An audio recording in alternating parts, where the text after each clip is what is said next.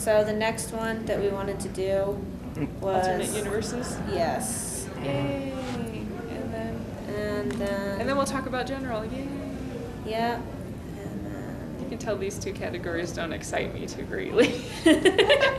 yeah. And so I'm like a complete and utter AU and crossover geek, so I would rather read those than standard. So yeah. So I'm here to rub Carissa in is pretty much what it is, because she loves them and I'm not so much. But so pretty much AU, there's less categories, there's less differences than you would have with the crossover. AU we basically define as same characters, same personalities, different setting. A lot of the categories with that are traditional. It's a completely different setting. You take Naruto and put it in a high school. You take This was a big popular. Alicia put it Yeah. in like Hunchback of Notre Dame. Yes, pretty much. You take, Star Trek and you put it in a fantasy setting. Anything like that. It's completely different setting, but where ultimately same personalities and characters exist, and to a certain degree, you have parallels in the backstories to create those same personalities. That's pretty much the key to an AU, and a lot of people like if you. Because you've seen the show. If somebody's writing a character out of character, because you've seen the show. And some people claim that if they're writing the character out of character, they're doing an AU, and they're not. They're writing badly. Right. And that's the key of a true alternate universe, is that you still feel that character is in there, even though you put a different costume on them, and they may have to talk differently or whatever to fit the setting, but ultimately in here, it's still the same person, and you're just giving them a new scenario. At the end. Yeah. Let's buzz through this so we can do it's really fast. Because like I said, not my favorite. But. And then another category is the switch, where characters will switch position. It's like. I can't even remember how we were going to define that. The best definition I can think of is in Gundam Wing.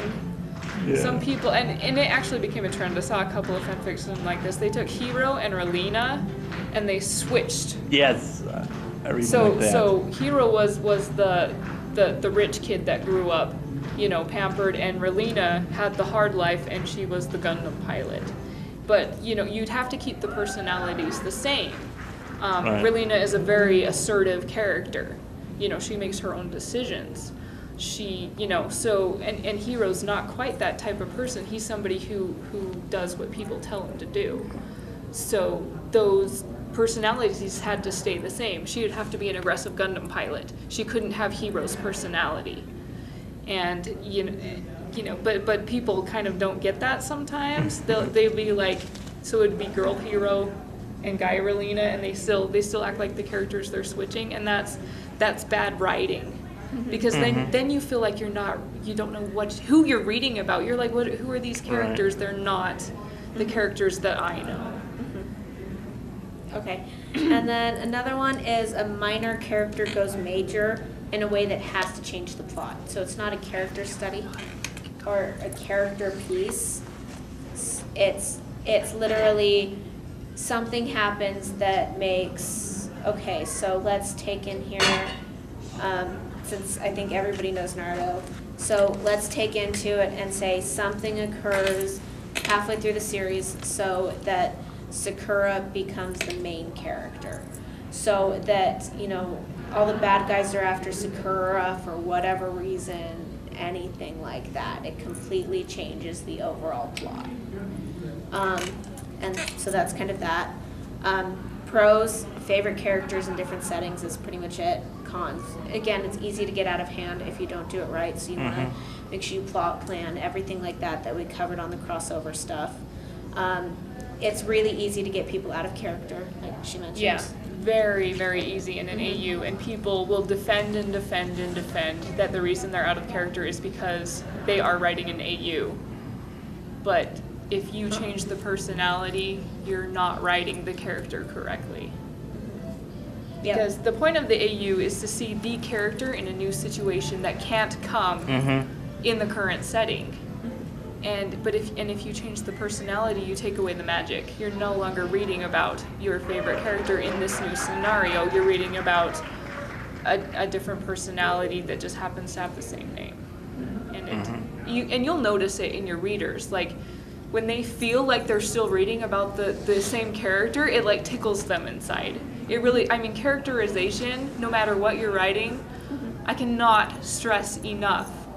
Your reader will feel comfortable no matter what scenario you put them in when you write them the way they're supposed to be. They feel the love. And and that I get so passionate about this. It transcends all cultures, all countries. I have readers from like all parts of the world. We've all seen the same show. We all understand how the character is supposed to be, and they're our favorite characters. You're actually right, like about the little tickling of them. Like I read this, I guess it's an AU, like of Italia for Lithuania and Russia, and like the rest of the cast are in like in a asylum or something like that, and he's like not patient, like he's becoming a doctor, so he has to work there for a while.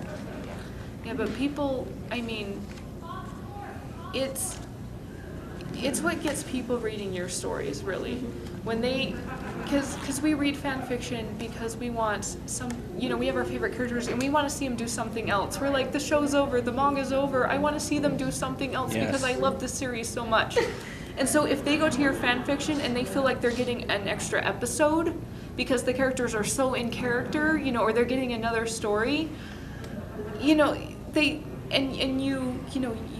get this connection from this person that you've never met before because and this is the response that I get from readers is they're like, I feel like you understand the characters the way I understand the characters, and I feel like I'm still reading about them, and and I've you've never met these people before, but they still you have this level playing field where you both meet and you find each other, and that's why I really like entertaining people. I like sharing this world that we both understand, and and so keep them in character, and you will be blessed 100-fold. Like if you're out for comments, all you have to, even if your story is just meh, keep them in character. Yeah, and people will respond. Especially if you're writing about their favorite character too. They're like, that's my favorite character, and you wrote him exactly the way I love him, and da-da-da-da-da, know? You will get huge paragraphs on your favorites from that, on your reviews from that. Tips is, again, there has to be a point. Write a completely different story, not just a different point of view. A different point of view is not an AU. It's a different POV. Yeah, it's a POV story. And then constantly ask yourself if they're doing what they should.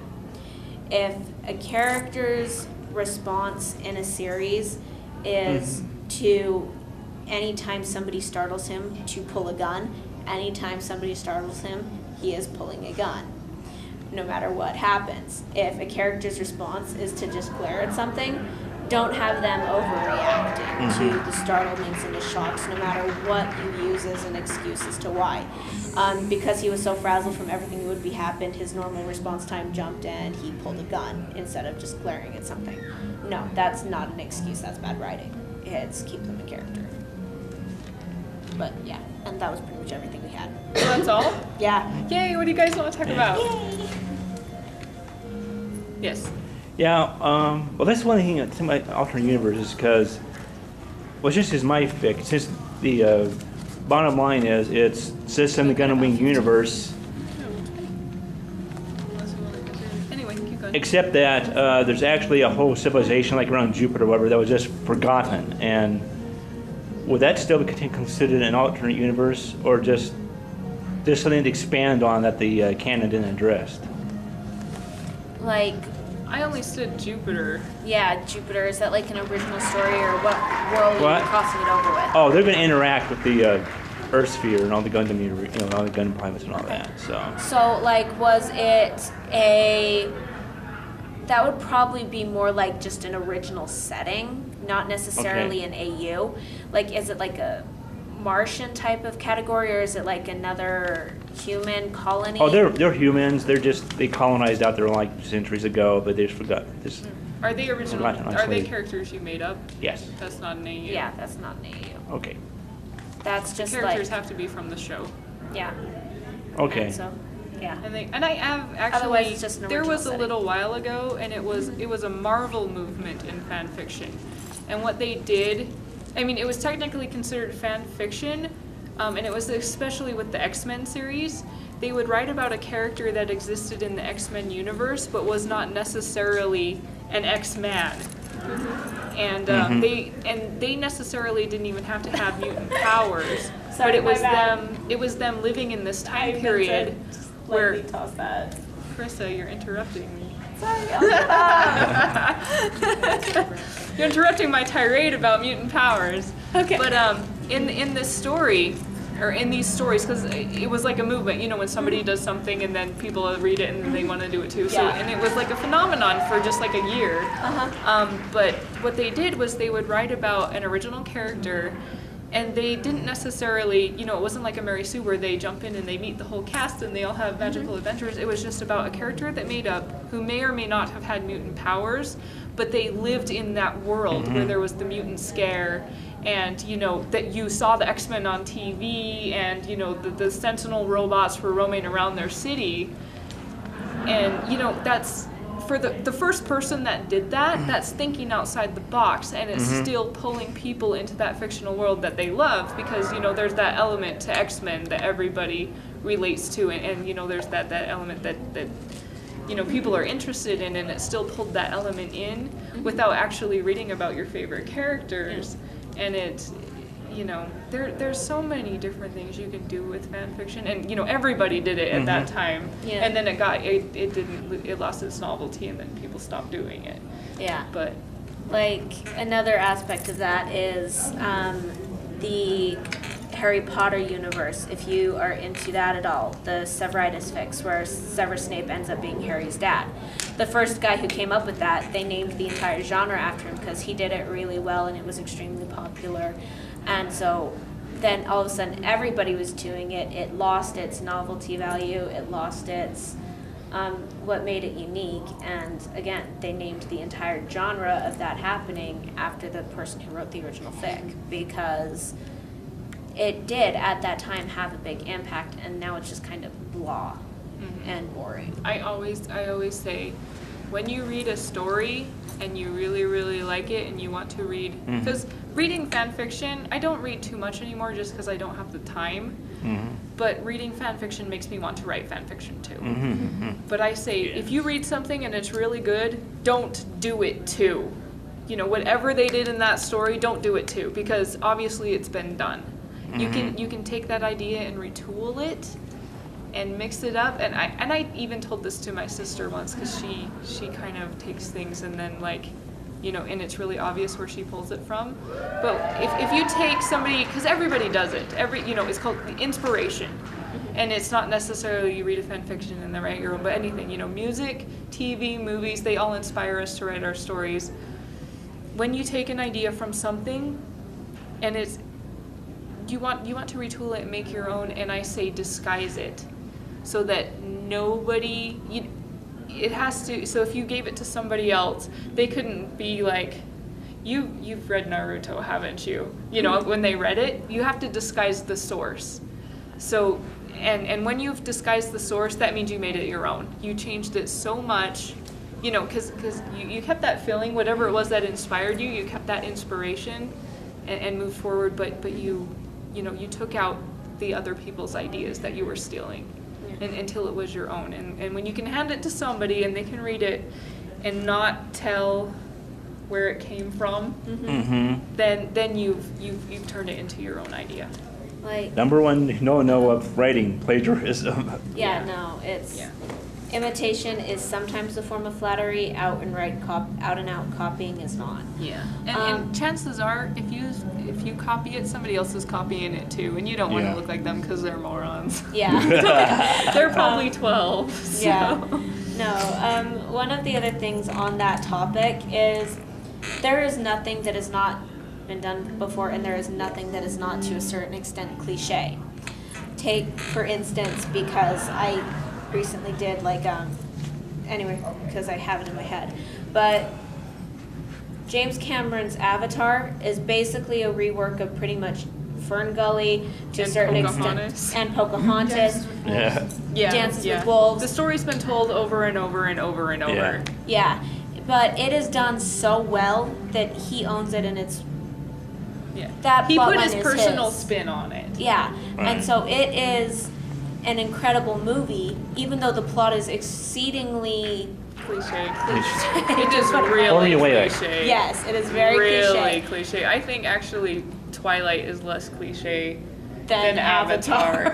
Yeah. You know, Yeah. whether you think either one is good or bad, Twilight has things that you've never seen before in it. Sparkly Yeah, vampires. sparkly vampires Twitch, is as much, you know, as much as you may hate or love the idea, nobody's done it before. Nobody's made vampires sparkle. Fairies, not vampires. Yeah, so I mean, and I don't think she's a good writer, but you have to give her kudos for that because she did something that nobody else has done before. The host was You know, really good, love it or hate it. What'd you say? though. The host was really good though. The host. Her That other one book. of her other She had a book books. about Oh. aliens. It was Yeah. really good. Oh, I saw a movie called The Host, and I don't think it was like that. The movie by the host was But great. yeah, no, I it's heard that the host was kind of cliche, but somebody else did something way similar to that way before. yeah, it's highly possible. Truthfully, don't get me on that topic, or I will rant on that, and I'd rather not have It's- that on comic. You know, and I've heard this Camera. time and time again. Almost every author will tell you there's no new story ideas out there. Everybody has done pretty much almost anything that you can do.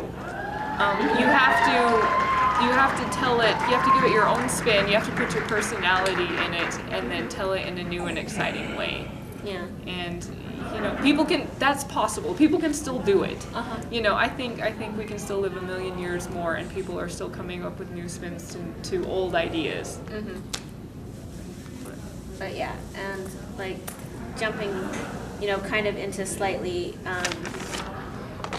AU type of thing is like one of the more recent books that I've read is it's actually they took like the fairy tale Peter Pan and they emphasized a lot of the darker aspects that have gotten cut out in more recent adaptations, where he's literally going in there and he's literally kidnapping kids and taking kids, whether they're lost or not. Oh, that's interesting. And it's they brought in those aspects and like it's like on the way to Neverland sometimes he loses them and Neverland is dying and he's using the kids as a fighting I force to think- try to keep the Fae alive. I don't think that's actually an AU. I think that's more, More of a retelling. Yeah, it's a retelling / AU of the story. And it's- retellings are actually really popular right now, Yeah. especially with fairy tales. Yeah, And some of like them are really Wicked good. or Yeah. Space Phantom. yeah, Yeah. anything like that. The retellings and the reimagining of these stories come up with a different twist on it that makes the world slightly AU or that makes the world just slightly different. Where you can still tell the original idea, but where you can see a the same retelling overall though, theme. you claim the inspiration. Yeah. You're like, I took Red Riding Hood and I wrote it this way. Yeah. Yeah. And other, instead of disguising it and making Yeah. it your own. 'Cause- But you still make it your own ultimately, because Yeah. when people think of Wicked, they don't think of the Wizard of Oz. They Mm-hmm. think of Wicked. When people think of something else, but that's actually probably one of Yeah. the most popular retellings. ever. And it's creating a universe with that cliche or creating a universe with that story that you can take ownership of. And that ties back into AUs, where if you come up with a really good AU, you're gonna get, or crossover, you're gonna get it because you're taking ownership of that, and whether it's been done before, people are gonna think of yours. And I actually discourage a retelling of a fan fiction. And I've seen fan fiction writers try to do it, and I don't know why, but they want to start at the beginning of the series and change something in it. Yeah. And then retell the And entire retell, story. Yes, and retell yes. something, and it's painful to sit through because we Oh. saw the show. Hi, Yeah. John. Hi, We John. saw the show, and we don't want to see the show again. We have it on DVD. It's Right. better on DVD than it is in your fan fiction. We have sound and we have action, and if you want to do a different scenario, do an AU. Run with it. Give them a different setting. Don't ever, and you're gonna get tired because a retelling of an entire enemy series is a tiring project. Nobody wants to read it. Nobody wants to Well- really write it. So I highly suggest don't do that. Yeah. Right. I would suggest not doing that either. But, Anything else? Anything You had else? questions earlier. You were all excited. And now you're all No, quiet. those were my questions. I was thinking Oh. of them in your earlier panel. Oh, You had okay. mentioned a few sad things. oh, no, what? No, that's all I remember. Okay. How do you totally make a solid plot? We should have come to the Earlier earlier panel. panel. Go to, you can, Assault. you can see this on YouTube later. They can cancel what Okay. you missed. Yeah. But, I say I can give you a couple of good suggestions if you want to talk later, because I think we're being ushered out and they need her because security generally waits for her. So. Really? Yeah. right.